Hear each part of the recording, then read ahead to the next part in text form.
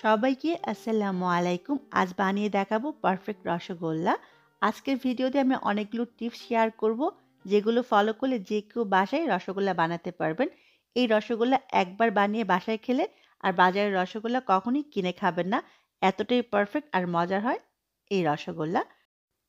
Perfect rasgulla বানাতে হলে আমাদের পারফেক্ট ছানা বানাতে হবে। ছানা বানানোর জন্য ডিটেলস যে টিউটোরিয়াল আমার চ্যানেলে আছে সেটা আপনারা একবার দেখে নিতে পারেন। আমি ডেসক্রিপশন বক্সে লিঙ্কটা দিয়ে দিব। এখানে ফুল ক্রিম দুধ নিয়েছি 1 লিটার, দিয়ে দিয়েছি 3 টেবিল চামচ পরিমাণ গুঁড়া দুধ। এবার এই গুঁড়া দুধটাকে আমি লিকুইড দুধের সাথে মিশিয়ে নিব। লিকুইড দুধের সাথে কেন গুঁড়া দুধ মিলিয়েছি বা ডিটেলস সব কিছু কিন্তু আমার সেই ভিডিওতে আমি বলে দিয়েছি। দুধটা একবার বলক আসা পর্যন্ত আমি অপেক্ষা করব। যখন একবার বলক আসবে তখন এর মাঝে আমি ভিনেগার দিয়ে ছানাটা কেটে নিব। এখানে আমি 2 টেবিল চামচ ভিনেগারে 1 টেবিল চামচ পানি মিশিয়ে নিয়েছি। এবার দুধের মাঝে দিয়ে দুধটাকে খুব ভালো করে নেড়ে আমি ছানাটা কেটে নিব। আবারও বলছি, পারফেক্ট ছানা না হলে কিন্তু পারফেক্ট মিষ্টি বানানো যাবে না। মিষ্টির জন্য ছানা কী করে বানাচ্ছি সেটা আমি দেখাচ্ছি, কিন্তু ডিটেলস খুব ভালো করে কিন্তু আমি বুঝিয়ে বলছি না, কারণ এটা টিউটোরিয়াল আমার চ্যানেলে অলরেডি আছে পারফেক্ট মিষ্টি বানানোর জন্য পারফেক্ট ছানার রেসিপি। সেই লিঙ্কটা আমি ডেসক্রিপশন বক্সে আপনাদের জন্য দিয়ে দিব। যারা নতুন মিষ্টি বানাবেন তারা প্লিজ সেই ছানা বানানোর ভিডিওটা একবার দেখে নেবেন। ছানাটাকে আমি নর্মাল তাপমাত্রায় পানি দিয়ে খুব ভালো করে ধুয়ে নিলাম। এবার ছানাটা থেকে এক্সট্রা পানিটা হালকাভাবে চেপে ফেলে দিতে হবে।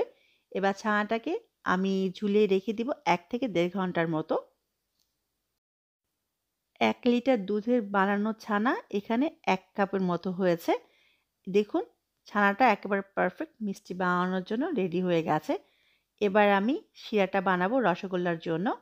এখানে আমি 2.5 কাপ পরিমাণ চিনি নিয়ে নিয়েছি।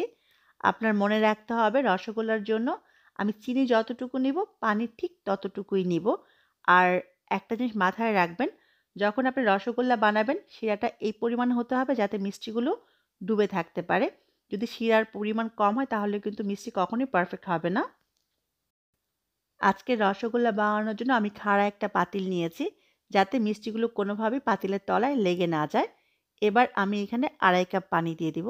আবারও বলছি, 2.5 কাপ চিনির জন্য 2.5 কাপ পানি দিয়েছি। মানে চিনি যতটুকু পানি ঠিক ততটুকুই নিতে হবে। পাতিল যদি ছড়ানো হয় আর মিষ্টিগুলো যদি পাতিলের তলায় লেগে যায় তাহলে কিন্তু মিষ্টি কখনোই গোল হবে না, চ্যাপ্টা হয়ে যাবে। এবার চুলায় পাতিলটা বসিয়ে দিলাম। চিনিটা গলে যাওয়া পর্যন্ত আমি অপেক্ষা করব। তবে এই শিরাটা জাল করে ঘন করা যাবে না।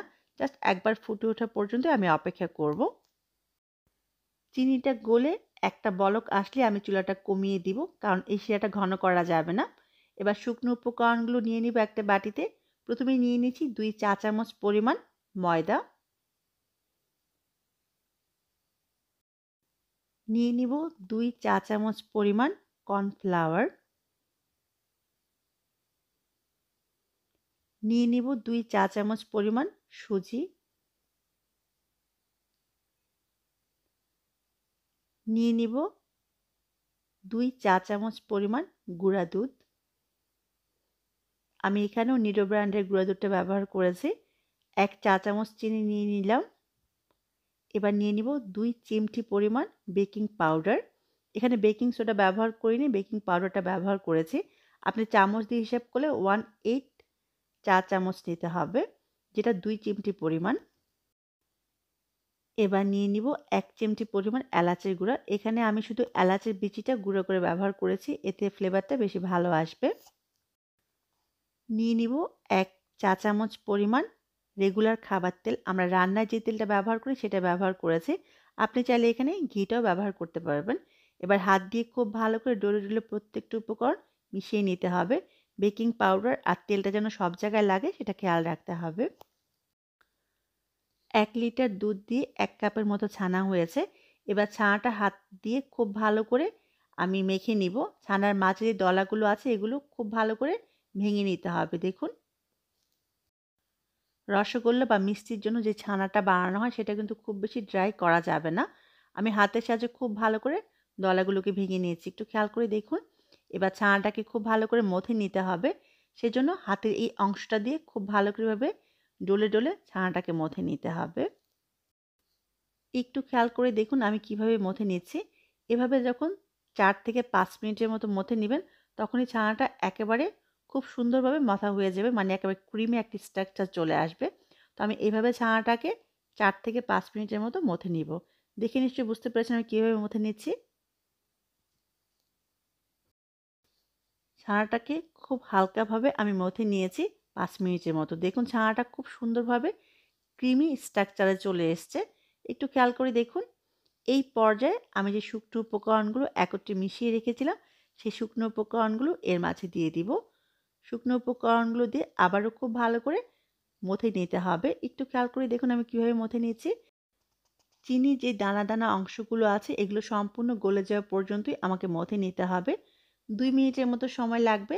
তো আমি ১.৫ থেকে ২ মিনিটের মতো ছানাটাকে আবারও একটু মথে নিব। ছানাটা খুব ভালো করে আমি মথে নিয়েছি। দেখুন ছানাটা কিন্তু রসগোল্লা বানানোর জন্য রেডি হয়ে গেছে। এবার হাতে সামান্য একটু, খুবই সামান্য একটু কয়েক ফোঁটা তেল মাখিয়ে নিব। এতে ছানাটা মিষ্টি বানানোর সময় হাতে লেগে যাবে না। এবার ছানাটাকে আমি একটু লম্বা করে নিব। লম্বা করে নেওয়ার পরে আমি যে কয়টা মিষ্টি বানাবো সেই অংশে কেটে নিব। এতে দেখা যাবে যে প্রতিটা মিষ্টি সমান হবে। সেজন্য আমি প্রথমে কেটে নিচ্ছি। কেটে নেওয়ার পরে এখান থেকে আমি একটা টুকরো হাতে নিয়ে নিব। একটু খেয়াল করে দেখুন আমি কি করে মিষ্টিটা বানাচ্ছি। হাতে নিয়ে প্রথমে চেপে নিলাম। এবার ২ হাত দিয়ে একটু চেপে, চেপে রসগোল্লাটা বানাতে হবে। এতে রসগোল্লাটা যখন বানাবো তখন আর ভেঙে যাবে না। একটু খেয়াল করে দেখুন। এভাবে একটু চেপে, চেপে গোল করে রসগোল্লাটা বানিয়ে নিচ্ছি।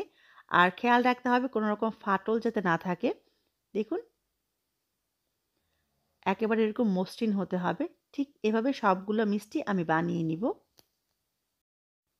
ঠিক একইভাবে সবগুলা মিষ্টি আমি বানিয়ে নিয়েছি। চলে এলাম চুলায়। যখন চিনিটা গলে গিয়েছিল আমি কিন্তু চুলাটা কমিয়ে দিয়েছিলাম। এখন মিষ্টি দিব। এই পর্যায়ে আমি চুলাটা বাড়িয়ে চিনির শিরাটা আবারও ফুটিয়ে নিয়েছি। এবার এর মাঝে এক, এক করে আমি মিষ্টিগুলো দিয়ে দিব। মিষ্টি দেওয়া থেকে শুরু করে একেবারে রসগোল্লা হওয়ার আগ পর্যন্ত চুলার আঁচটা কিন্তু আমি একই রাখবো। সবগুলো মিষ্টি আমি দিয়ে দিয়েছি। মিষ্টিগুলো দেওয়ার পরে আমি মিষ্টিগুলোকে ঢেকে রান্না করব প্রায় ১০ থেকে ১২ মিনিটের মতো। মিষ্টিগুলোকে আমি ঢেকে দিব ১০ থেকে ১২ মিনিটের জন্য। এই ১০ থেকে ১২ মিনিটে আমি মাঝে, মাঝে ঢাকনাটা উঠিয়ে হালকাভাবে মিষ্টিগুলোকে একটু নেড়ে দিব। মিষ্টিগুলো খুব জোরে নাড়তে যাবেন না, খুব আলতোভাবে একটু নেড়ে দিতে হবে। আর অন্য একটা চুলায় আমি কিন্তু গরম পানি বসিয়ে রেখেছি। কেন বসিয়ে রেখেছি সেটা আমি আপনাদের একটু পরে জানিয়ে দিব। আর মিষ্টিগুলো হতে কিন্তু ২৫ থেকে ৩০ মিনিটের মতো সময় লাগবে। ফিরে এলাম ১০ মিনিট পরে। মিষ্টিগুলোকে আমি ১০ থেকে ১২ মিনিটের মতো রান্না করে ফেলেছি। মিষ্টির মধ্যে কিন্তু অলরেডি শিরাটা চলে গেছে। আর এই শিরাটা কিন্তু ঘন করা যাবে না। আমি কিন্তু চিনি আর পানির সমান দিয়েছিলাম। এর বেশি রান্না করলেই কিন্তু চিনির শিরাটা ঘন হয়ে যাবে। আর ঘন হয়ে গেলেই কিন্তু মিষ্টিগুলো পারফেক্ট হবে না। একটু খেয়াল করে দেখুন। এটা কিন্তু কোনোভাবে ১ তার বা ২ তার করা যাবে না। আমি শুরুতে যে ঘনত্বটা আছে শেষ পর্যন্ত এই ঘনত্বটাই রাখতে হবে। ১০ থেকে ১২ মিনিট পরে এর মাঝে গরম পানি দিতে হবে। অবশ্যই ফুটন্ত গরম পানি। এখানে কিন্তু নরমাল তাপমাত্রার পানি বা ঠান্ডা পানি ব্যবহার করা যাবে না। মিষ্টিগুলো চুলায় দেওয়ার ১০ থেকে ১২ মিনিট পরে গরম পানিটা ব্যবহার করবেন। আমি এখানে হাফ কাপের মতো গরম পানি দিয়ে দিচ্ছি। আপনার খেয়াল রাখতে হবে শিরাটা কোনোভাবেই যাতে ঘন না হয়ে যায়। যখনই একটু ঘন মনে হবে তখনই গরম পানি দিতে হবে। ঠিক এভাবে হালকাভাবে নেড়ে, নেড়ে আমি এখানে ১.৫ থেকে ২ কাপের মতো গরম পানি ব্যবহার করব। গরম পানি দেওয়ার পরে আবারও আমি ঢেকে রান্না করব। টোটাল আমি ২৫ থেকে ৩০ মিনিটের মতো রান্না করব। আপনার মিষ্টির সাইজটা কতটুকু বড় তার উপর ডিপেন্ড করে সময়টা সামান্য কম বেশি লাগতে পারে। আমি এখানে আবারও কিছু গরম পানি দিয়ে দিচ্ছি হাফ কাপের মতো। এই গরম পানিটা দেওয়ার জন্য রসগোল্লাটা কিন্তু অনেক ভালো হবে। মানে রসগোল্লা বানাতে হলে এই গরম পানিটা খাওয়াতেই হবে মিষ্টিকে পারফেক্ট রসগোল্লা হওয়ার জন্য। আমি এখানে প্রায় ২ কাপের মতো গরম পানি ব্যবহার করব। মিষ্টিগুলো আমার প্রায় রান্না হয়ে গেছে। আর কি করে বুঝবেন যে মিষ্টিগুলো রান্না হয়েছে সেটাও আমি আপনাদের দেখিয়ে দিচ্ছি। একটা রসগোল্লা উঠিয়ে আমি নরমাল তাপমাত্রায় পানির মাঝে দিয়ে দিব। পানির মাঝে দেওয়ার পরে যদি মিষ্টিটা ভেসে থাকে তাহলে বুঝতে হবে মিষ্টিটা এখনও কাঁচা আছে, হয়নি। দেখুন আমার মিষ্টিটা পানির মাঝে ডুবে আছে। পানির মাঝে ডুবে থাকার মানে হলো মিষ্টিটা আমার রান্না হয়ে গেছে। দেখুন মিষ্টিটা রান্না হয়ে গেছে। এবার আমি চুলা থেকে নামিয়ে নিব, মানে চুলাটা বন্ধ করে দিব। চুলাটা বন্ধ করে সাথে সাথে এখানে আমি 1 কাপ নর্মাল তাপমাত্রা পানি দিয়ে দিব। এর মানে হচ্ছে রসগোল্লাটা ওভারকুক করা যাবে না। আর সাদা মিষ্টি আর রসগোল্লার পার্থক্য কিন্তু অনেকখানি আছে। রসগোল্লার শিরাটা একটু পাতলা হবে, সেজন্য আমি পানিটা দিলাম যাতে ওভারকুক না হয়ে যায়। এবার আমি একটু নেড়ে নেড়ে দিব আর মিষ্টিটাকে এই পানির মাঝে আমি রেখে দিব সারা রাতের জন্য। তো ফিরে আসবো সারা রাত পরে। ফিরে এলাম সারা রাত পরে। দেখুন আমার মিষ্টিটা একেবারে পারফেক্ট। দোকানের মিষ্টির থেকেও অনেক ভালো হয়েছে। অবশ্যই বাসায় বানাবেন আর আমার কমেন্ট বক্সে জানাবেন কেমন হয়েছে। আমি একটা মিষ্টি আপনাদের কেটে দেখাবো। আর মিষ্টিগুলো দেখে কিন্তু খুবই লোভনীয় লাগছে। আমি নিজেও বিশ্বাস করতে পারিনি যে আমার মিষ্টিগুলো এতটাই ভালো হবে। আমার অনেক সাধনার পরে আমি পারফেক্ট রসগোল্লা বানাতে পেরেছি। একটা রসগোল্লা আমি একটু আপনাদের কেটে দেখাচ্ছি। দেখুন মাশাআল্লাহ কতটা পারফেক্ট হয়েছে। অবশ্যই বাসায় বানাবেন আর আমার কমেন্ট বক্সে জানাবেন কেমন হলো। রেসিপি ভালো লাগলে প্লিজ আমার চ্যানেলকে সাবস্ক্রাইব করে অনুরোধ রইল। সবাই অনেক ভালো থাকবেন, আমার জন্য দোয়া করবেন। আবারও দেখা হবে, ততক্ষণ পর্যন্ত আল্লাহ হাফিজ।